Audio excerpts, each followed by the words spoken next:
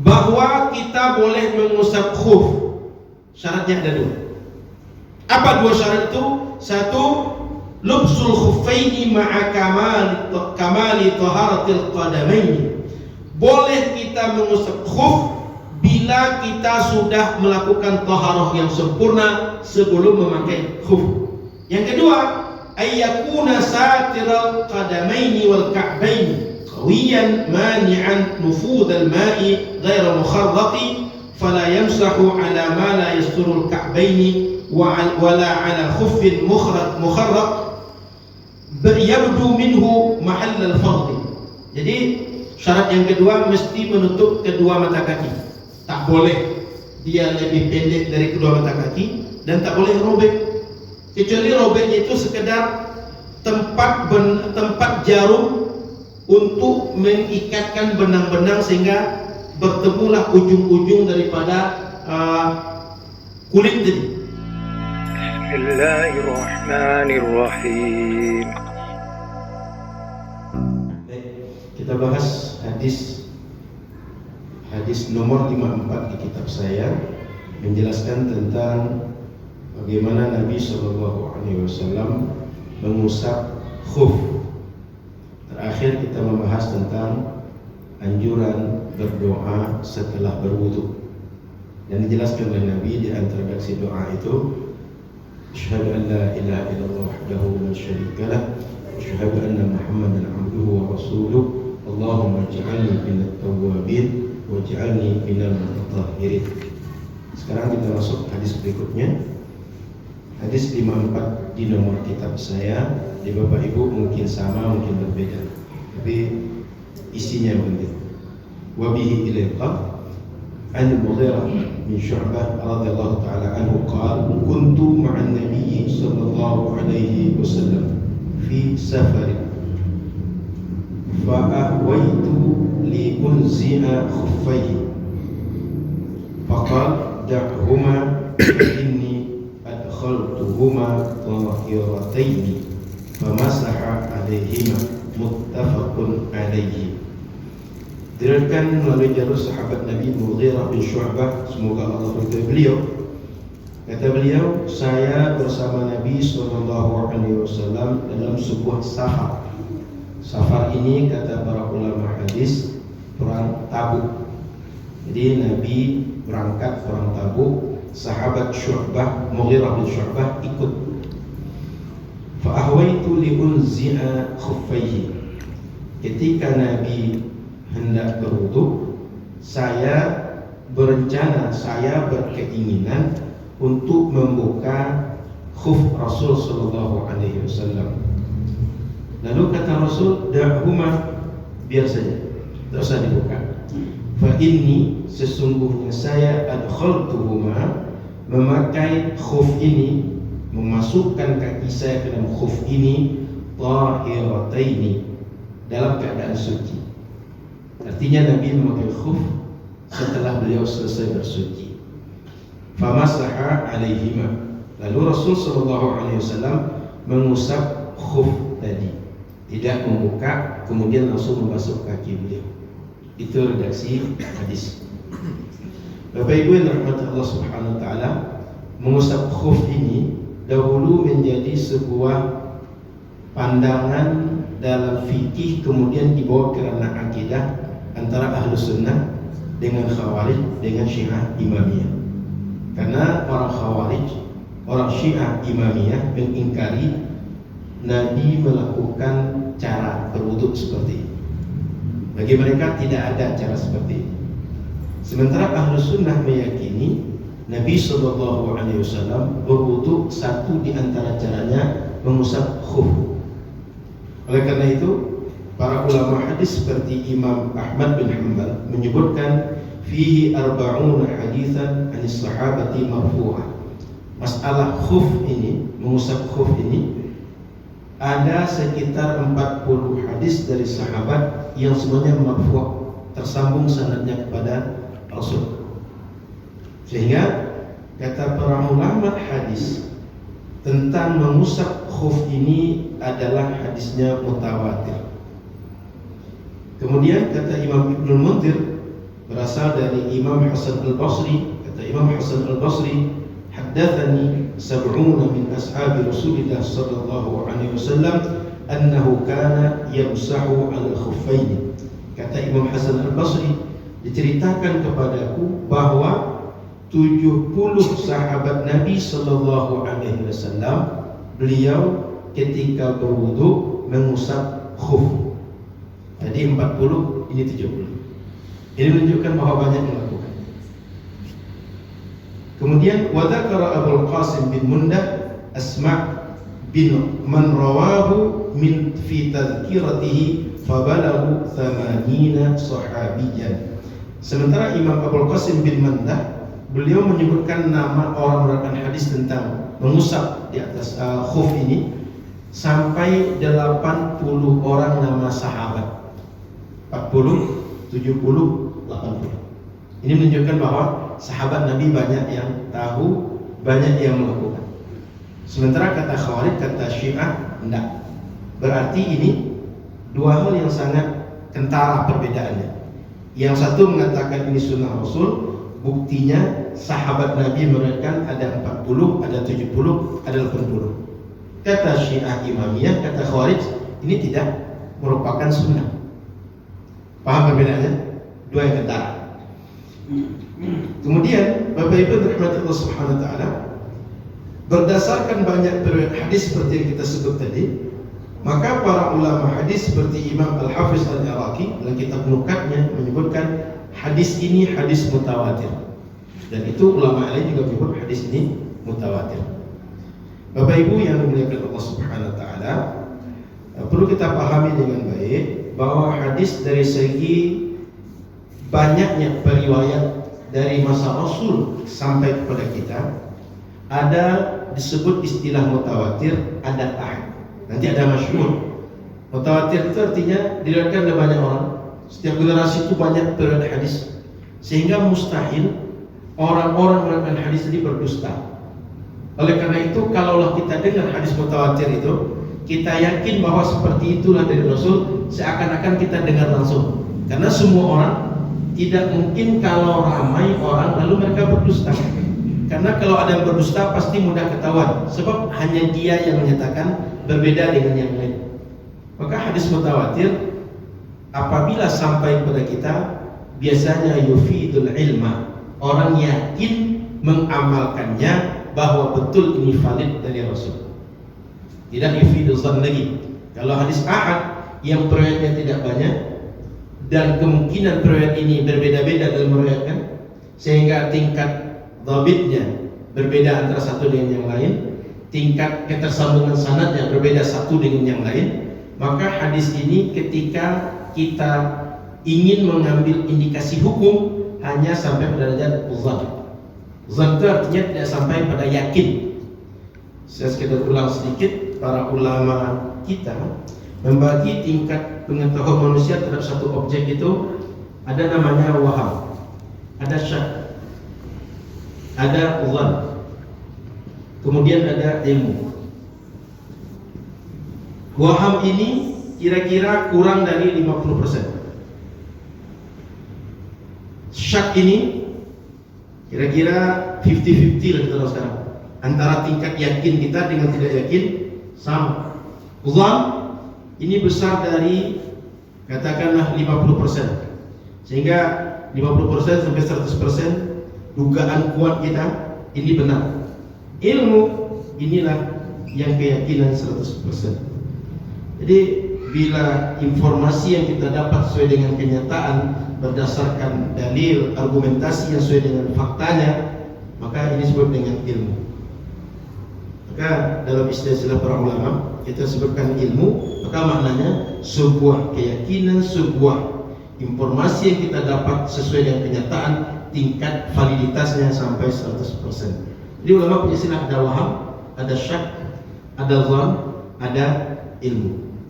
Maka hadis bila dia mutawatir itu bisa menyebabkan kita punya ilmu dengan keyakinan 100%.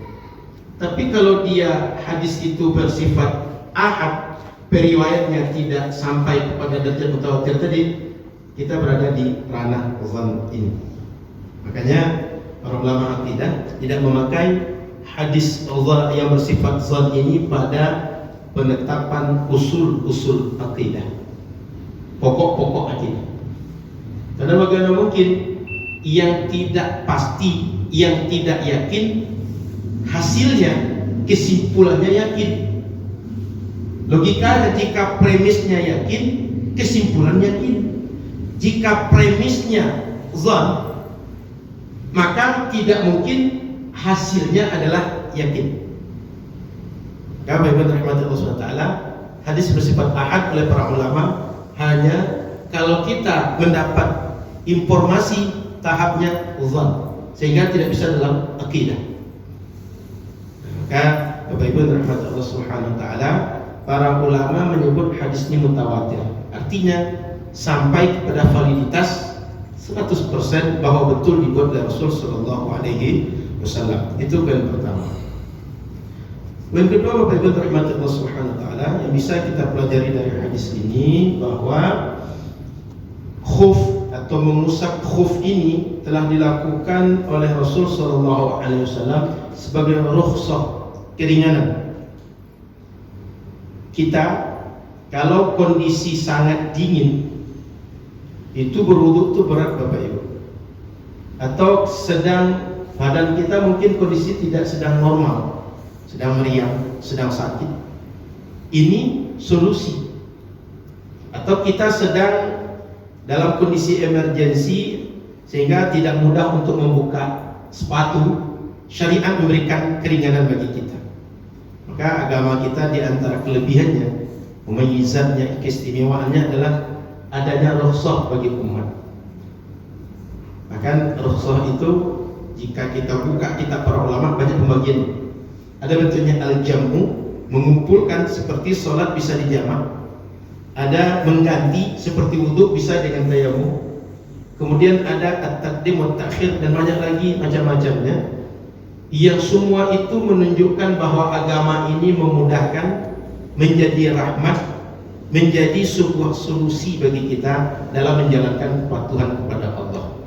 Ya Bapak Ibu, agama ini kalau Allah berikan taklif, beban kepada kita, dia bukan untuk menyusahkan, bukan untuk membuat kita merasa agama ini memberatkan, tidak. Tapi kalau seandainya butuh perjuangan, iya. Berwudu dalam kondisi kita sedang malas, butuh perjuangan, iya. Dalam kondisi badan terasa dingin lalu berwudu, butuh perjuangan, iya. Cuma menyusahkan kita, apalagi membinasakan kita, tidak. Nah, itu poin penting yang perlu kita paham, bahwa syariat memberikan rukhsah bagi kita. Kemudian Bapak Ibu rahmati Allah Subhanahu wa taala, ketika hadis tadi disebutkan bahwa Nabi ingin berwudu, lalu sahabat ingin menanggalkan sepatu khuf Nabi, lalu Nabi melarangnya. Kok bisa sahabat ingin membuka? Ini kata para ulama menunjukkan bahwa ada sahabat yang sudah tahu informasinya, mengusap khuf ini boleh, ada yang belum. Sahabat Syu'bah bin Mughirah belum tahu. Maka begitu akan wudhu Nabi, dia berinisiatif, Nabi bisa bukakan. Sehingga beliau ini bukan orang mengingkari, tapi belum tahu bahwa boleh kalau berwudhu mengusap khuf. Maka Bapak Ibu rahmati Allah Subhanahu wa taala, kita mesti paham bahwa orang yang bersama kita kadang-kadang informasi itu belum sampai kepada dia, sehingga jangan mudah emosi dengan orang melakukan sesuatu yang dia kok melakukan sesuatu yang tak biasa, karena boleh jadi dia belum tahu. Nabi tidak marah, Nabi cuma kasih tahu, nggak usah dibuka, saya memakainya sudah dalam keadaan suci. Jadi Bapak Ibu rahmati Allah Subhanahu wa taala, bukan sahabat Nabi ingkar seperti Al-Khawarij atau Syiah tadi, tapi masalahnya belum tahu. Dan itu wajar saja. Ya, kayak kita ini kan meskipun semuanya biasa Nurul Fajar, bisa saja ada informasi belum tahu. Contoh bahwa kurban kemarin tadi Pak. Kemarin dilaksanakan. Ketika dilaksanakan kemarin, boleh jadi dia mengira hari Senin Pak ya? Senin. Boleh jadi mengira kita laksanakan di hari Selasa, atau mengira Rabu atau Kamis, karena bisa kurban dilaksanakan dalam 4 hari. Rupanya pengurus sudah umumkan sebelum kita Idul Adha, sudah dikasih tahu kita melaksanakan hari Senin mulai 8.30, tempatnya di belakang ruko sana itu. Karena ada jamaah, begitu sampai di masjid, anaknya merengek, dia nggak dengar. Atau boleh jadi ketika dia disampaikan informasi, dia sedang jawab telepon, atau dia sedang tak fokus karena sedang zikir, sehingga nggak tahu informasi itu biasa, lumrah terjadi. Maka sahabat Nabi ini bukan sedang mengingkari bolehnya mengusap khuf, tapi tidak tahu. Nah, maka Bapak Ibu rahmati Allah SWT, nanti jangan sampai berpikir, Ustaz kan katanya banyak sahabat mereka, tapi ini kok melakukan kebalikan. Karena bisa saja sahabat ada yang tahu, ada yang tidak. Yang meriwayatkan hadis dia belum tahu saat itu bahwa boleh mengusap khuf. Kemudian Bapak Ibu yang dirahmati Allah Subhanahu wa taala, informasi lain yang kita dapati dari hadis ini bahwa kata Nabi, da'huma fa inni adkhaltuhuma tahirataini. Nabi SAW memakai khuf itu sudah dalam keadaan suci. Sucinya berarti sudah bersih dari hadas dan najis dengan cara berwudu atau cara mandi besar. Setelah selesai semua taharah itu baru pakai khuf. Nah, nanti kita perjelas dalam istinbat hadis. Maka hadis ini mengajarkan pada kita, pertama, dalam syariat boleh mengusap khuf ketika safar. Adapun mengusap tanpa adanya safar itu dijelaskan oleh hadis-hadis yang lain. Hadis ini khusus menjelaskan mengusap khuf dalam keadaan safar. Safar ini dijelaskan oleh para ulama hadis, Nabi sedang perang Tabuk. Sahabat Syu'bah ikut perang Tabuk itu.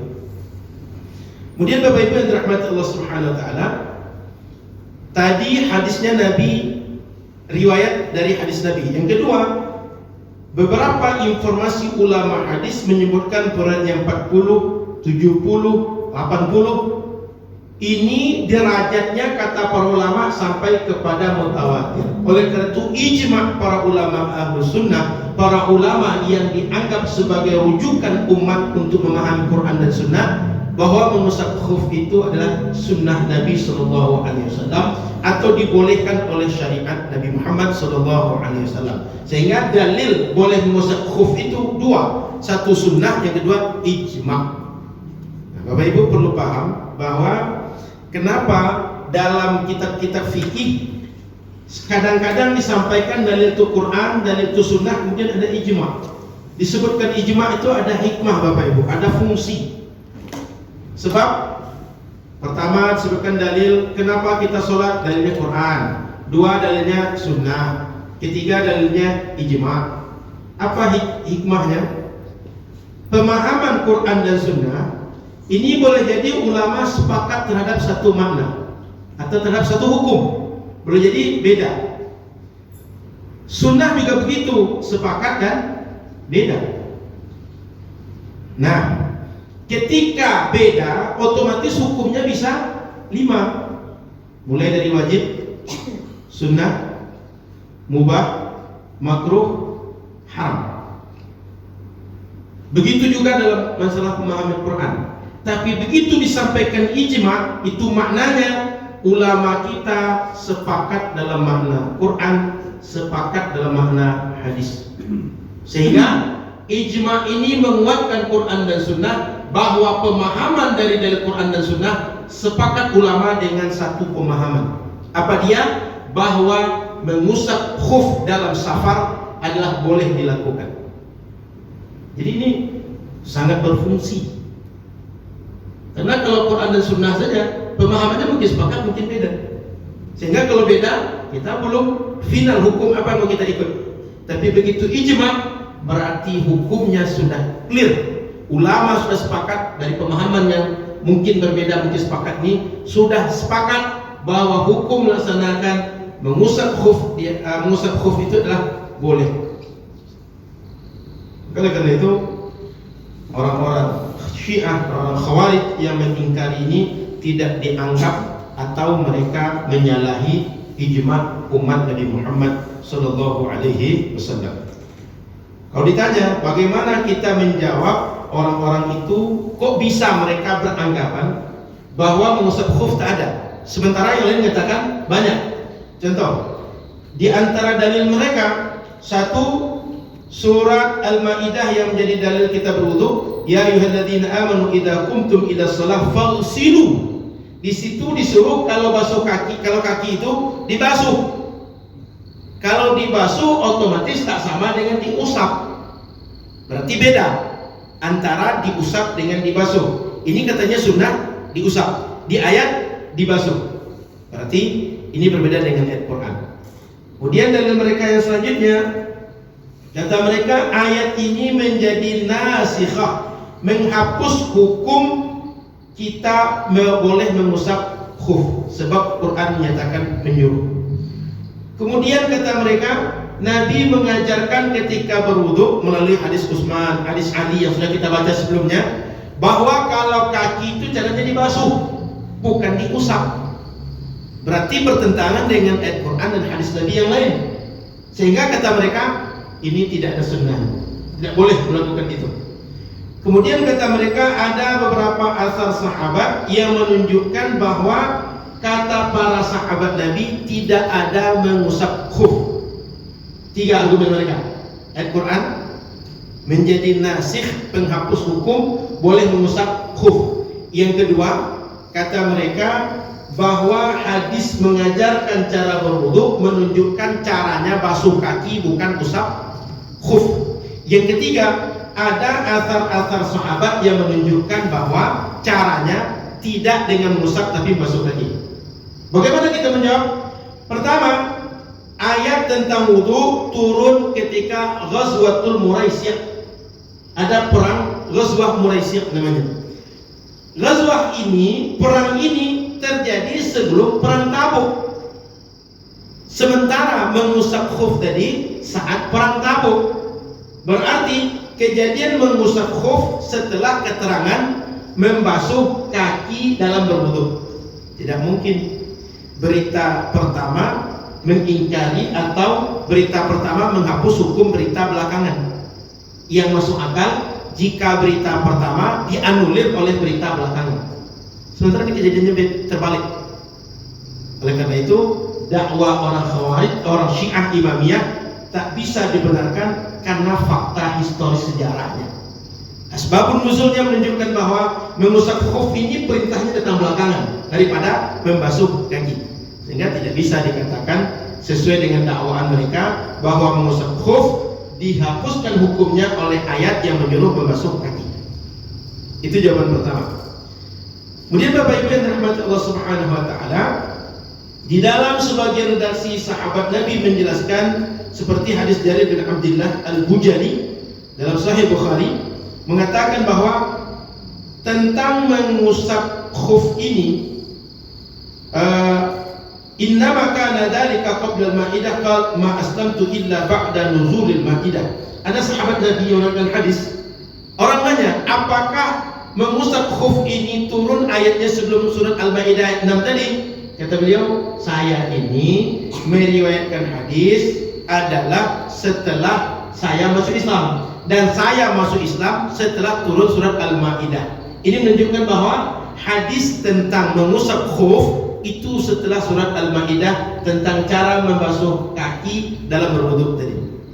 Jadi banyak argumentasi tentang bahwa mengusap kaki, mengusap khuf dalam berwudu itu perintahnya belakangan daripada membasuh kaki langsung. Itu poin pertama. Poin kedua, kata orang Syiah dan orang Khawarij, ayat itu kan wamsahu wamsilu dan dibasuh itu wa arjulakum itu adalah dibasuh. Apa kata para ulama? Wa arjulakum yang disuruh basuh itu hadisnya ayatnya am, maknanya umum. Kalau umum bisa dikhususkan maknanya oleh banyak hadis. Di antaranya hadis yang barusan yang kita baca, yang derajatnya mutawatir. Kalau mutawatir berarti kuat argumentasi kita. Oleh karena itu Bapak Ibu terhormat Allah SWT, argumentasi orang Syiah, orang Khawarij lemah dalam masalah ini. Kemudian hadis tentang Nabi mengajarkan cara berwudu dengan basuh kaki. Apa kata para ulama? Di sini tidak ada satupun hadis yang menunjukkan atau makna hadis yang menunjukkan tidak boleh mengusap khuf. Hadis itu cuma menunjukkan bahwa kalau kalian berwudu basuh kaki kalian, tapi tak ada menafikan mengusap khuf, sehingga tak bisa dibawa-bawa hadis itu. Kemudian kalau ada mengatakan sahabat Nabi tidak melakukan mengusap khuf, justru tadi ada 40, ada 70, ada 80. Kira-kira ada yang menafikan, ada yang menetapkan. Dalam ulama usul fikih menyebutkan bahwa al-muthbit muqaddam 'ala nafi. Orang yang menetapkan sebuah informasi, orang yang menyampaikan ada sebuah informasi, itu lebih dikedepankan menerima dia dibanding orang yang menafikan sebuah informasi. Dan yang menetapkan atau yang menyampaikan lebih banyak dibanding yang menafikan. Maka oleh karena itu Bapak Ibu rahmati Allah, kalaulah kita belajar dalam ilmu usul fikih, kalau kita belajar dalam bagaimana ulama melakukan istinbat hukum, terbukalah wawasan kita bahwa ulama kita menetapkan hukum tidak sekedar subjektif, tapi sangat-sangat objektif, dan banyak cara penalaran yang mereka pakai dalam memahami ayat dan hadis Nabi serta berargumentasi dengan dalil syariat yang legal untuk menetapkan hukum. Kemudian Bapak Ibu rahmati Allah Subhanahu wa taala, Imam Abu Hanifah di dalam kitab Fiqhul Akbar atau dalam kitab-kitab beliau yang menjelaskan tentang akidah Ahlus Sunnah wal Jamaah, apa kata beliau? An tufaddila syaikhaini Abu Bakr wa Umar ala sa'ir sahabah wa an tuhibbal khatanaini yakni Uthman wa Ali. Di antara keyakinan Ahlus Sunnah wal Jamaah, kata Imam Abu Hanifah, kita meyakini bahwa Abu Bakar dan Umar itu afdal atau kedudukannya tinggi dibanding sahabat-sahabat Nabi yang lain. Kemudian mencintai Uthman dan Ali, sehingga 4 khalifah Rasulullah kita mencintai mereka, tidak mengingkari, tak menafikan mereka, tak merendahkan mereka, tidak menganggap mereka melakukan hal-hal kriminal dalam mengambil kekhalifahan. Itu di antara ciri Ahlus Sunnah wal Jamaah. Kemudian wa antarul mas'a 'alal khuffaini, dan memandang bahwa mengusap khuf ketika berwudu adalah boleh. Ini di antara ciri Ahlus Sunnah wal Jamaah, kata Imam Abu Hanifah. Kenapa Imam Abu Hanifah menambahkan tentang masalah mengusap khuf padahal masalah fikih? Sebab ini adalah masalah yang diangkat oleh orang Syiah dan orang Khawarij sebagai satu keyakinan dan menjadi pembeda Ahlus Sunnah dengan mereka. Maka Bapak Ibu rahmati Allah Subhanahu wa taala, dulu sampai kepada masalah akidah dibahas oleh ulama. Baik. Selanjutnya informasi dari hadis ini. Istadalla bil hadis ala syurutil masyi ala al-khuffaini. Wa qad ishtarata al-ulama syartain ra'isain istakhrajuhuma min al-hadis. Bahwa kita boleh mengusap khuf. Syaratnya ada 2. Apa 2 syarat itu? 1, lubsul khuffaini ma'a kamali taharatil qadamaini.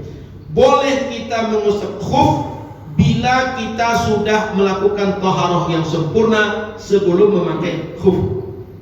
Jadi sudah berwudu sempurna. Kalau hadas akbar sudah mandi besar sampai sempurna, baru kita pakai khuf itu. Kemudian yang perlu dipahami dengan baik, taharah yang dimaksudkan sini taharah yang sah salat dengan taharah tersebut. Bukan sekedar kita basuh muka, basuh tangan, basuh kaki, tidak. Tapi kalau kita berwudu dengan cara seperti itu, sah salat dengan wudu itu.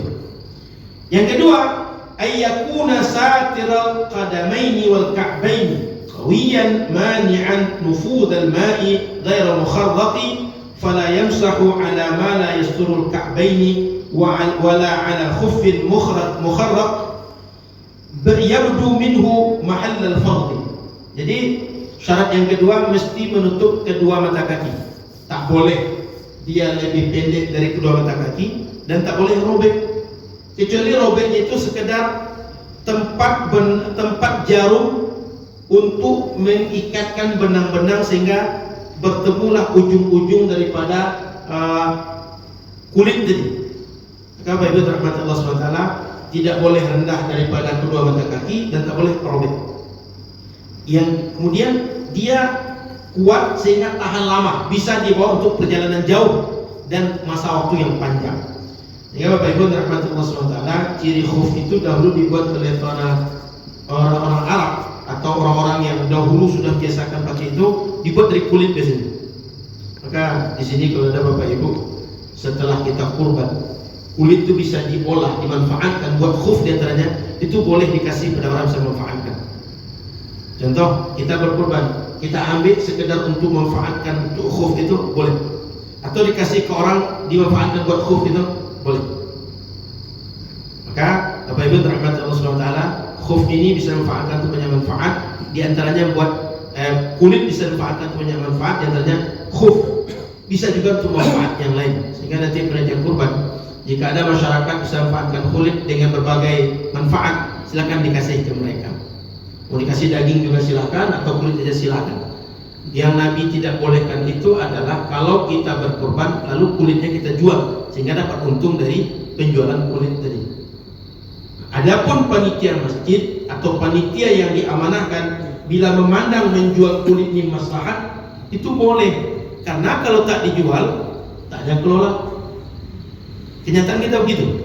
Kalau tak dikelola, dia menjadi limbah jadi masalah lain.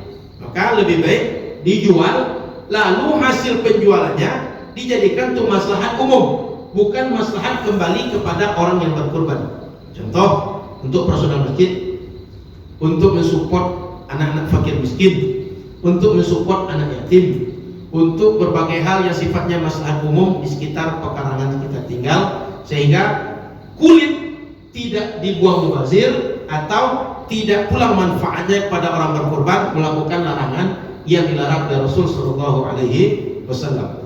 Wallahu a'lam. Selesai pembahasan satu hadis ini. Kita lanjut diskusi.